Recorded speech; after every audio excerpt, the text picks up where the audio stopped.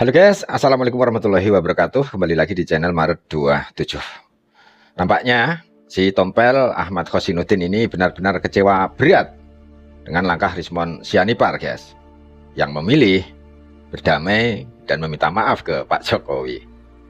Bahkan kalau dilihat dari reaksinya, ini bukan cuma kecewa, tapi seperti marah besar ya. Ketika ditanya soal langkah Rismon, langsung keluar kata-kata keras. Ada yang disebut pengkhianat, ada juga sindiran yang cukup pedas, termul baru ya. Padahal sebelumnya mereka satu barisan teman-teman, sama-sama keras menyuarakan tudingan soal ijazah Pak Jokowi. Tapi sekarang tiba-tiba situasinya berubah. Rismon yang dulu paling keras bilang ijazah Jokowi palsu, sekarang justru mengatakan ijazah Pak Jokowi asli ya. Nah, disinilah masalahnya. Dengan pernyataan itu otomatis ya, banyak orang merasa narasi yang selama ini dibangun oleh Roy Suryo, Tifa dan kawan-kawan jadi runtuh. Ibarat bangunan, fondasinya tiba-tiba ditarik, ya jelas langsung ambruk ya. Makanya tidak heran kalau reaksinya jadi emosional.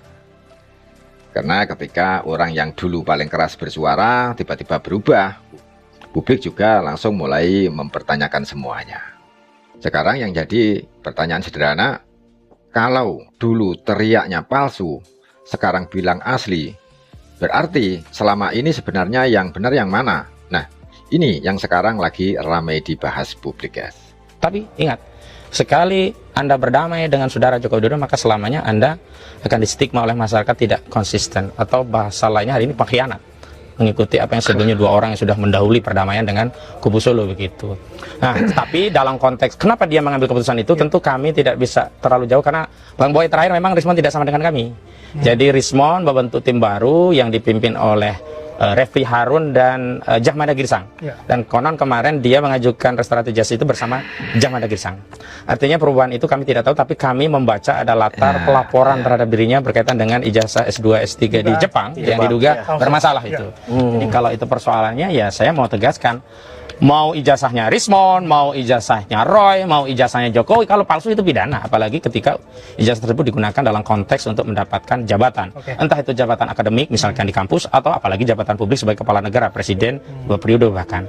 Nah, jadi kalau hari ini Rismon katakanlah ya sudah mendapat permaafan dari saudara Joko Widodo dan berujung SP3, sekali lagi upaya yang ditempuh Rismon itu tidak pernah merestorasi persoalan ijazah palsu. Beda kasus kalau misalnya orang dilakukan karena laporan penipuan, menipu 5 miliar, didamaikan, dikembalikan 5 miliar, kerugiannya kan terestorasi, kembali duitnya, terganti. Nah kalau ini, memang setelah Rismon menyatakan ijazah itu nggak bermasalah, terestorasi, ijazah itu jadi benar nggak bermasalah kan enggak?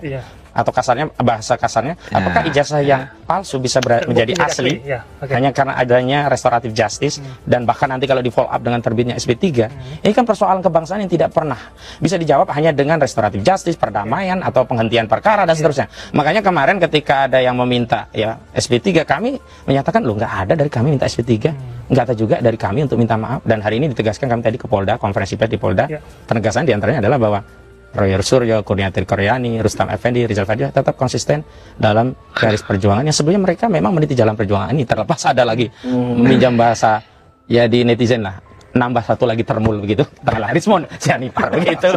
Tapi Abang menganggap bahwa Rismon pengkhianat? Ya, pengkhianatan, dan ini pengkhianatan yang lebih parah. Kenapa? Karena dia sudah melihat presiden ada ES dan DHL, Egy Sujana dan Hairul Lubis, dan sudah banyak bagaimana kecaman masyarakat terhadap keduanya. Nah, hari ini dia menempuh jalan yang dia sadari itu salah, dan terbukti dia live beberapa kali di Balik Akademi, kolom komennya ditutup.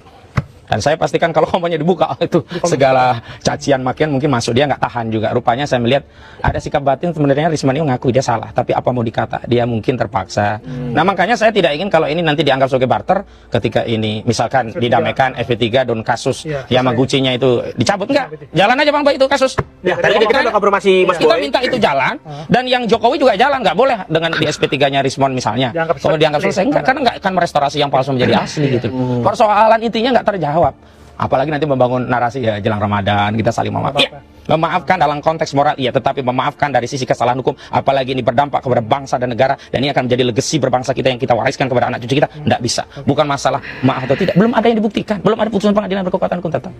Saya yakin nanti narasi yang akan dibangun di antaranya menjelang Idul Fitri, lebih baik maaf memaafkan. Tapi saya tidak tahu apakah akan narasi ini yang direpetisi. Ya soal maaf memaafkan, kita maafkan. Tapi kalau soal hukum yang jalan terus, nah itu yang belum tahu. Saya sih menduga akan diampuni oleh Jokowi ini. Gitu. Tapi aku tertarik dengan kata-katanya Mas Refli Harun di beberapa media beberapa waktu lalu. Katanya bahwa pihak Jokowi seperti kill the messenger. Jadi kasusnya Bang Rismon itu ditonjolkan supaya Bang Rismon pada akhirnya nggak lagi bersuara. Ya itu yang saya sebut kepengecutan, apapun motifnya. Kalau orang sebelumnya bicara A berubah, apalagi minta ampun, itu pengecut. Seharusnya sebelum orang berjuang, dia harus koreksi, ada masalah nggak dirinya. Kalau ada masalah jangan berjuang. Jangan hanya membebani perjuangan. Walaupun tadi saya tegaskan kepada kawan-kawan, tidak ada yang dihianati. Sejatinya orang yang keluar dari jalan perjuangan itu dia telah berkhianat pada dirinya sendiri dan tidak mengurangi insentif perjuangan. Bahkan dalam konteks perjuangan ini mengurangi beban. Akhirnya apa?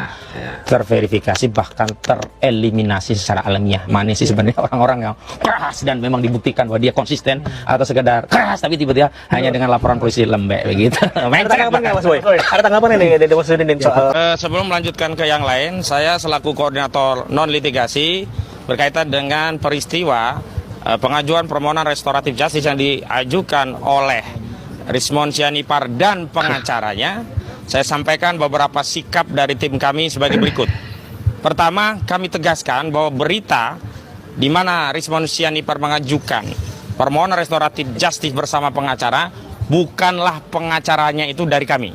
Karena kami di tim advokasi anti kriminalisasi akademisi dan aktivis sudah tidak lagi menangani Rismon Sianipar, terhitung sejak Rismon Sianipar menunjuk kuasa hukum baru, yakni bersama Saudara Refli Harun dan Jahmada Girsang, yang kami ketahui kop suratnya menggunakan kop surat dari Saudara Jahmada Girsang. Karena itu segala hal yang berkaitan dengan Saudara Rismon Sianipar, baik berkaitan dengan restoratif justice, termasuk dugaan perkara pemalsuan dokumen ijazah S2 dan S3 di Jepang, itu sepenuhnya tanggung jawab yang bersangkutan, yakni Saudara Rismon Sianipar Siholan, juga kuasa hukumnya yang saat ini menanggutan. Yang kedua, kami kembali mengingatkan bahwa kami telah menegaskan siapapun yang melakukan upaya perdamaian dengan kepalsuan, dengan kebohongan, dengan kezaliman, dan siapapun yang menempuh jalan untuk berdamai dengan Joko Widodo, sudah kami tegaskan dan hari ini kami tegaskan kembali bahwa mereka ini adalah orang-orang yang berkhianat terhadap rakyat. Dan kami tegaskan sekali lagi tidak akan pernah ada kompromi dengan siapapun yang berusaha mencampurkan antara al-haq dengan al-batil.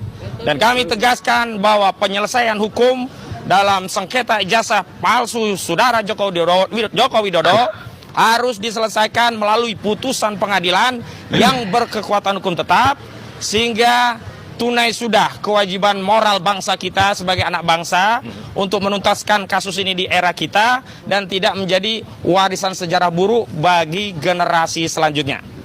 Ketiga, kami menegaskan terlepas itu bukan inisiatif dari kami dan tidak atas supervisi dari kami menyatakan tindakan Saudara Rismon Sianipar ini selain melakukan pengkhianatan sebagaimana yang disampaikan oleh Bang Petrus Celestinus, juga merupakan tindakan yang melakukan penyerangan kepada perjuangan. Kita tahu sebelumnya sudah ada 2 orang yang bertandang ke Solo, masih konsisten mengakui jasa Jokowi palsu, masih konsisten tidak minta maaf kepada Jokowi, tapi hari ini dengan tanpa malu dan tidak ada lagi tersisa wibawa sedikit pun dari Saudara Rismon Sianipar, dia merengek-rengek lewat media menajukan minta maaf kepada Saudara Joko Widodo. Dia merengek-rengek mengevaluasi penelitiannya yang dianggap sebelumnya keliru dan hari ini dia mengaku ijazahnya asli, padahal dia pun belum punya putusan pengadilan tentang sengketa ijazah. Ini adalah sesuatu yang diingkari dan sesuatu yang bertentangan. Dan dalam konteks perjuangan kami tegaskan kehilangan pengkhianat bukanlah aib bagi kami, justru itu adalah bagian dari upaya pembersihan perjuangan.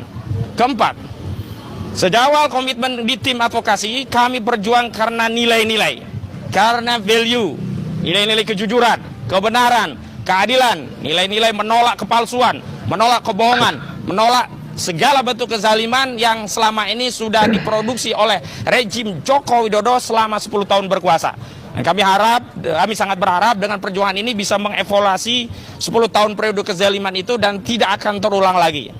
Jadi jika hari ini, bahkan yang akan datang, bahkan yang sudah lalu, ada orang, ada tokoh, siapapun itu datang dan pergi menyisakan legasi pengkhianatan terhadap perjuangan ini, tidak masalah bagi kami, karena kami tidak berjuang untuk mereka, tidak berjuang untuk orang, tidak berjuang untuk tokoh, tapi kami berjuang untuk nilai-nilai yang ini dijunjung tinggi seluruh rakyat Indonesia, yakni kebenaran, keadilan, melawan kezaliman, kebohongan, juga kepalsuan. Dan yang terakhir, kami menegaskan bahwa apa yang terjadi ini adalah konfirmasi bagian dari lanjutan serta strategi kubu Jokowi berupa adu domba dan pecah belah. Selain melakukan pecah belah, Saudara Joko Widodo juga melakukan adu domba. Dan ini terkonfirmasi. Kita lihat, apakah ini murni dari keinsafan Saudara Rismon Sianipar, atau ini karena tekanan, mengingat sikap Saudara Rismon ini baru disampaikan setelah yang bersangkutan dilaporkan dengan dugaan ijazah palsu S2, S3 di Jepang. Karena itu, terlepas apakah Saudara Joko Widodo memaafkan atau tidak, terlepas terjadi perdamaian atau tidak, bahkan terlepas ada SP3 atau tidak terhadap Rismon Sianipar mengikuti Saudara Egy Sujana dan Damai Hari Lubis, kami meminta kepada aparat penegak hukum untuk tetap melanjutkan kasus dugaan ijazah palsu Saudara Rismon, karena kami tidak membela siapapun. Siapapun yang memalsukan ijazah, baik itu Saudara Joko Widodo maupun Rismon Sianipar, keduanya harus bertanggung jawab kepada seluruh rakyat dan harus diadili sampai ada putusan hukum yang berkekuatan hukum tetap. Dan terakhir, kami mengimbau kepada seluruh rakyat Indonesia, jangan lelah untuk terus mendukung dan berdoa untuk perjuangan kami. Tidak perlu kecewa dengan pihak pengkhianat. Justru kita harus bersyukur bahwa Allah tampakkan pengkhianatan itu hari ini, sehingga kita mudah untuk membedakan mana al-haq, mana yang batil, mana yang konsisten berjuang untuk rakyat. Dan sekaligus saya juga mengapresiasi kepada pejuang-pejuang kita, Pak Roy Suryo, Bu Kurnia Triroryani, Pak Rustam Effendi, dan Pak Rizal Fadila yang sampai hari ini komitmen berjuang. Dengan catatan, sekalipun nantinya ada satu atau bahkan semuanya ikut berkhianat sebagaimana yang sudah dilakukan oleh para pendahulunya, itu tidak pernah mengubah perjuangan, tidak mengurangi pahala kita, tidak juga menghilangkan harapan rakyat. Dan karena harapan rakyat itu begitu besarnya kepada Pak Roy, Bu Kurnia dan yang lainnya, saya titip amanah kepada Pak Roy, Bu Kurnia dan yang lainnya. Tetaplah teguh dalam perjuangan, jangan mundur walaupun hanya sejengkal, apalagi memutar arah, apalagi ikut memukul kawan perjuangan yang sebelumnya mengasuh bersama. Dan saya tegaskan peristiwa ini baru terjadi setelah kami memang tidak mengasuh Saudara Rismon Sianipar. Dulu saat Saudara Rismon masih berada di tim kami, tim advokasi, kami pastikan semua dalam jalur kebenaran, jalur kejujuran, dan memang berorientasi untuk membuka semua peristiwa di pengadilan. Tapi manakala Saudara Rismon Sianipar menunjuk kuasa hukum yang lainnya, dari sanalah ya musibah demi musibah itu terjadi. Demikian pernyataan dari kami, dan selanjutnya silakan rekan. Saudara RHS bersama pengacaranya menyampaikan permohonan fasilitasi restoratif justice kepada penyidik. Sesuai dengan namanya dong kalau gitu, kalau minggu yang lalu. Siapa Kan serah RHS. Rahasia. Rahasia. Rismon Nasional Sianipar RHS. Ya. Ya, intinya gini. Jadi setelah itu sidangnya Pak Bonatua, pas saya masuk ke situ, saya juga bingung. Bang Rismon ini kok tidak mau menyapa siapapun? Oh ya? Ya, lain lah kalau tidak mau menyapa saya itu terserah dia lah. Tapi yang lain-lain juga nggak disapa. Padahal banyak kawan-kawan kita yang selalu meliput, selalu membersamai. Ada datang di situ. Jangan-jangan itu bukan Rismon, jangan. Waduh. Ya, karena udah ada Jangan dari cloning. Body double. karena udah ada surat kematian Rismon. Karena udah mati yang aslinya. Iya, bisa jadi loh. Makin bingung Pak Rismon, hati-hati ya. Kamu mengkhianati perjuangan kita ini akan jadi bumerang buat kamu. Semuanya kamu bilang restoratif justice itu akan mengalami kendala. Kenapa? Kamu harus mengatakan meminta maaf bahwa apa pernyataan selama ini benar. Padahal kamu menyatakan yang benar menjadi salah, salah menjadi benar. Belepotan lah kau Rismon. Nah guys, setelah kita lihat sendiri bagaimana reaksi Ahmad Khosinuddin terhadap langkah Rismon Sianipar, kelihatan sekali ya bahwa perubahan sikap Rismon ini memang mengguncang barisan mereka sendiri. Karena ketika orang yang dulu paling keras meneriakkan tudingan, sekarang justru mengatakan ijazah Pak Jokowi asli, otomatis ya otomatis publik mulai mempertanyakan kembali semua narasi yang selama ini beredar. Intinya sederhana guys, kalau yang dulu paling vokal saja sekarang mengakui keaslian ijazah itu, maka wajar kalau kepercayaan publik terhadap tudingan sebelumnya mulai runtuh. Dan dari sini kita bisa melihat kadang sebuah narasi tidak runtuh karena diserang dari luar, tapi justru runtuh dari dalam barisan sendiri. Oke guys, itu pembahasan kita hari ini. Tetap kritis melihat fakta, jangan mudah terbawa cerita. Saya pamit. Wassalamualaikum warahmatullahi wabarakatuh.